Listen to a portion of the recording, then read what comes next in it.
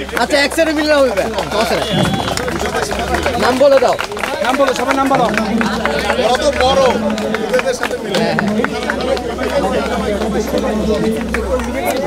বাকি সবাই মাঠের বাইরে চলে যাবে। সবার প্রতি বিনীত অনুরোধ জানাচ্ছি অসাধারণ পারফরমেন্সের জন্য সামনে দিয়ে যায়েন না। আশা করি হয়ে যাবে আর কি।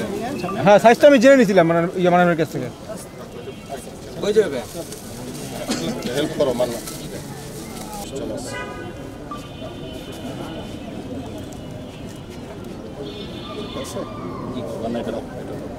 এটা ওই যে ঠিক করে আগে বাড়িতে দিয়ে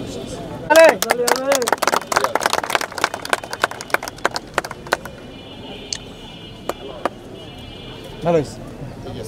তুমি এটা খুলে ফেলো। এই আমাদেরকে পিছনে যেতে বলছি।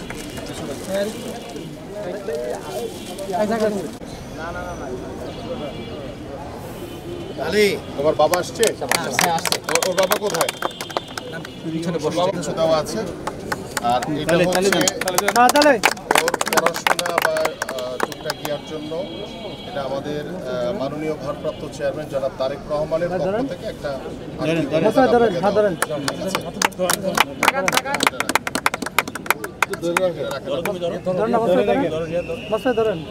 একটু আঙুলটা একটু উপরের দিকে নেন।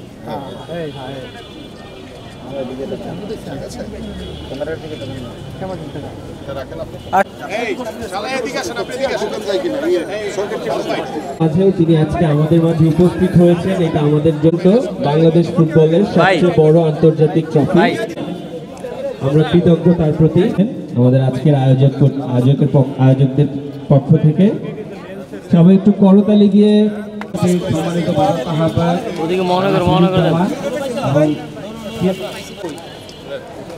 আমাদের কল্যাণ সমিতির সম্মানিত ভারপ্রাপ্ত সভাপতি এবং ক্রীড়া ও সংস্কৃতি বিষয়ক সম্পাদকের পক্ষ থেকে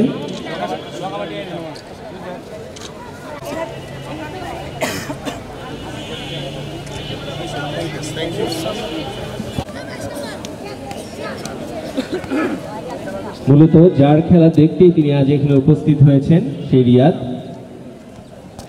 সে তার স্কিল ওয়ার্ডগুলো প্রদর্শন করছেন।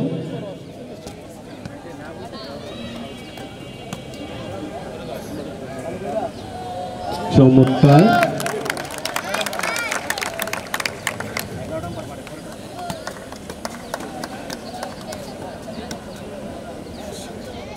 সবাই আমরা করতালির মাধ্যমে ওকে ইন্সপায়ার করি।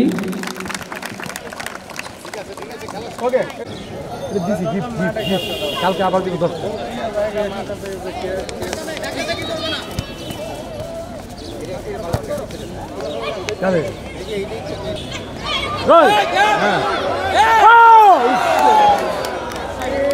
চমৎকার একটা অ্যাটেম্প ছিল।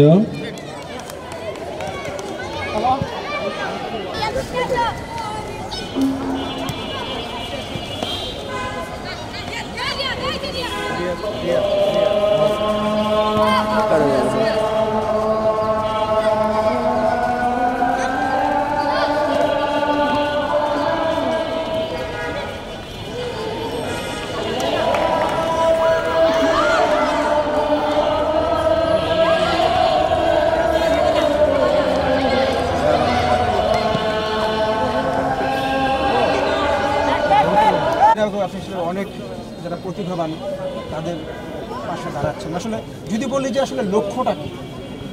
প্রথমত আমি ধন্যবাদ জানাই আমাদের মাননীয় ভারপ্রাপ্ত চেয়ারম্যান জনাব তারেক রহমানকে, যে তার সার্বিক নির্দেশনায় তিনি যখনই কোনো খেলোয়াড়কে দেখেছেন বিভিন্ন প্রত্যন্ত অঞ্চলে প্রতিভাবান খেলোয়াড় রয়েছে, সেটা ফুটবল, ক্রিকেট, ভলিবল, দাবা থেকে শুরু করে যে কোনো স্পোর্টস, তখনই তাৎক্ষণিকভাবে সেই পরিবার এবং সেই প্রতিভাবান খেলোয়াড়ের পাশে দাঁড়ানোর জন্য আমাকে নির্দেশনা দেন এবং আমি দলের পক্ষ থেকে মাননীয় ভারপ্রাপ্ত চেয়ারম্যান জনাব তারেক রহমানের পক্ষ থেকে সবসময় সেই সকল প্রতিভাবান খেলোয়াড়দের পাশে গিয়ে দাঁড়িয়েছি।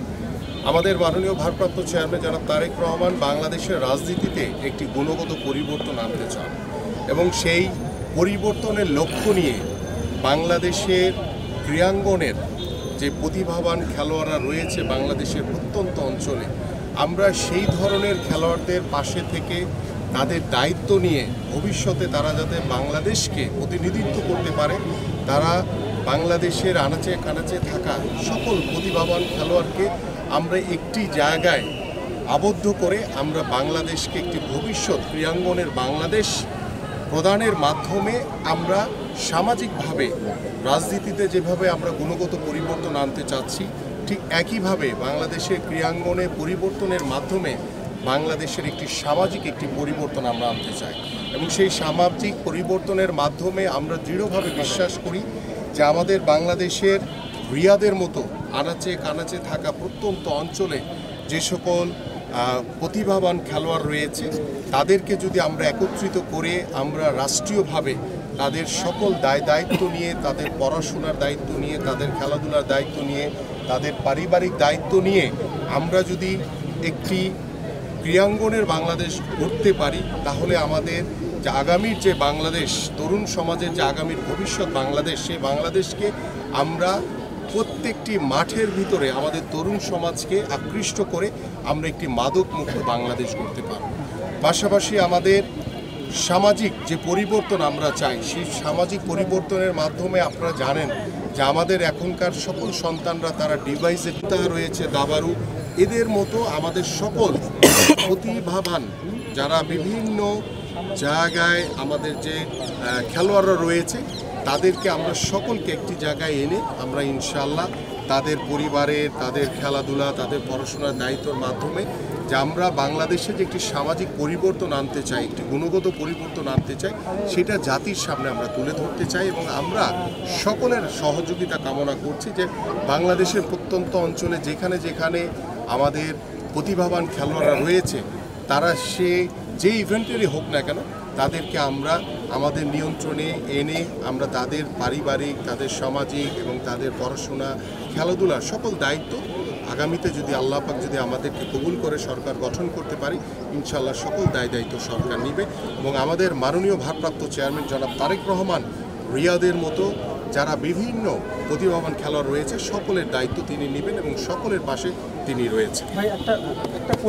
খেলাধুলার প্রতিভাবান খেলোয়াড়রা রয়েছে, আমরা সেই ধরনের একটি পরিকল্পনার মাধ্যমে আমরা একটি ওয়েবসাইটের মাধ্যমে কিংবা একটা হোয়াটসঅ্যাপ গ্রুপের মাধ্যমে আমরা একটি মেসেজ দিতে চাই যে বাংলাদেশের প্রত্যন্ত অঞ্চলে যেখানে যেখানে আমাদের প্রতিভাবান খেলোয়াড়রা রয়েছে, আমরা সেই প্রতিভাবান খেলোয়াড়দের ভিতর থেকে আমাদের ফুটবল, ক্রিকেট, ভলিবল, হ্যান্ডবল, আমাদের সাঁতার কিংবা আমাদের দাবা রয়েছে, আর্চারি রয়েছে, বিভিন্ন ইভেন্টের যারা সেরা খেলোয়াড় রয়েছে, তাদের ছোট ছোট করে আমরা 1 মিনিটের ভিডিও ফুটেজ আমাদের সেই গ্রুপে পাঠালে সেইখান থেকে যারা প্রতি মাসে সেরা প্রতিভাবান হিসেবে তাদেরকে প্রকাশ করবে, আমরা সেই প্রতিভাবান খেলোয়াড়দেরকে আমাদের পক্ষ থেকে, আমরা তারেক রহমানের পক্ষ থেকে আমরা তাদেরকে পুরস্কৃত করব এবং সেই প্রতিভাবান খেলোয়াড়দেরকে আমরা আমাদের সান্নিধ্যে রেখে ভবিষ্যতে তারা যাতে সেই খেলার ইভেন্টে যাতে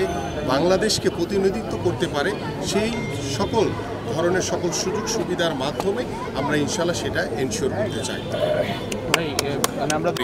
আমরা বিকেএসপি করতে চাই ইনশাআল্লাহ, এবং সেই বিকেএসপি করার মাধ্যমে যেই বিভাগের প্রতিভাবান খেলোয়াড় রয়েছে, আমরা তাদেরকে সেই বিভাগের বিকেএসপিতে সরকারিভাবে তাদের সার্বিক সহযোগিতার মাধ্যমে তাদের পরিবার, তাদের খেলাধুলার, তাদের পড়াশোনার সকল দায়িত্ব সরকার বহন করবে। এবং আজকে যে রিয়াদের কাছে আমরা এসেছি, আমাদের মাননীয় ভারপ্রাপ্ত চেয়ারম্যান জনাব তারেক রহমানের পক্ষ থেকে এই রিয়াদের কাছে ওর পড়াশোনার জন্য, ওর খেলাধুলার সহযোগিতার জন্য প্রতি মাসে একটি আর্থিক অনুদান ওর 5 তারিখের ভিতরে ওর বাবার কাছে পৌঁছে যাবে ইনশাআল্লাহ। এটা আল্লাহ পাক আমাদেরকে যতদিন বাঁচিয়ে রেখেছে, ইনশাআল্লাহ রিয়াদ একজন ক্রীড়াবিদ হয়ে যতদিন পর্যন্ত ও স্বাবলম্বী ও নিজেকে প্রতিষ্ঠিত করতে না পারবে, ততদিন আমরা এই রিয়াদের পাশে, রিয়াদের পরিবারের পাশে থাকবো ইনশাআল্লাহ।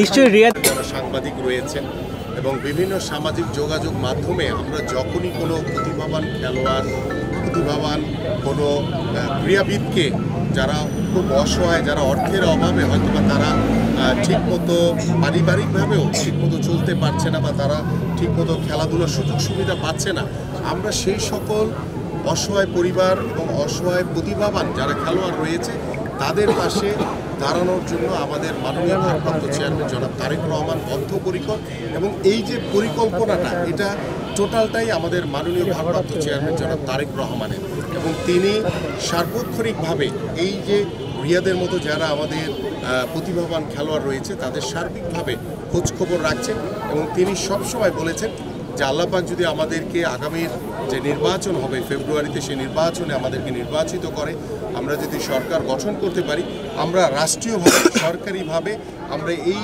রিয়াদের মতো সকল প্রতিভাবান খেলোয়াড়ের পরিবারের পাশে তাদের খেলাধুলার দায়িত্ব এবং তাদের পড়াশোনার দায়িত্ব সরকার বহন করবে ইনশাল্লাহ।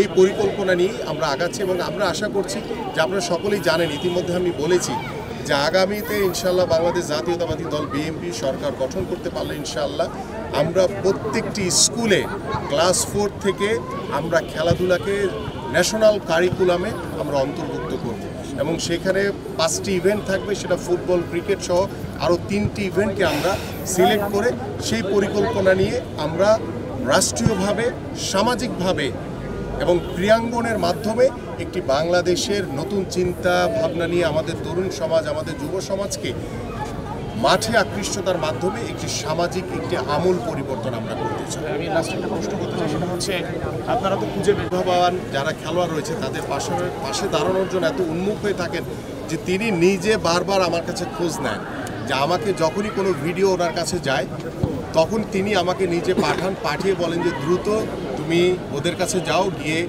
আমার পক্ষ থেকে দলের পক্ষ থেকে ওর দায়িত্বটা তুমি নিয়ে আসো এবং তিনি সেভাবে বারবার কিন্তু এই ধরনের প্রতিভাবান খেলোয়াড়দের পাশে দাঁড়ানোর জন্য উনি বারবার আমাদেরকে নির্দেশনা দিচ্ছেন এবং তিনি বারবার আমাদেরকে যখন আমরা স্কাইপই করি তখন উনি আবার যদি কোনো কারণে যদি ভুলেও যান তিনি আবার তাৎক্ষণিকভাবে ডেকে এনে বলেন যে আজকে ওইখানে গিয়েছিলে কিনা বা আগামীকালকে কোথায় যাবা বা আরও কোথায় কোথায় প্রতিভাবান খেলোয়াড় রয়েছে তাদেরকে ডেকে এনে যাতে আমরা তাদের পাশে দাঁড়াতে পারি সেই সবসময় তিনি খোঁজখবর রাখেন। অনেক ভালো লাগছে। আর এখন আপনি আসলে আর কি বলতে চান তাদেরকে যারা আপনার পাশে দাঁড়িয়েছে? আমি বলতে চাই যাতে রিয়া সে ভালো খেলতে পারে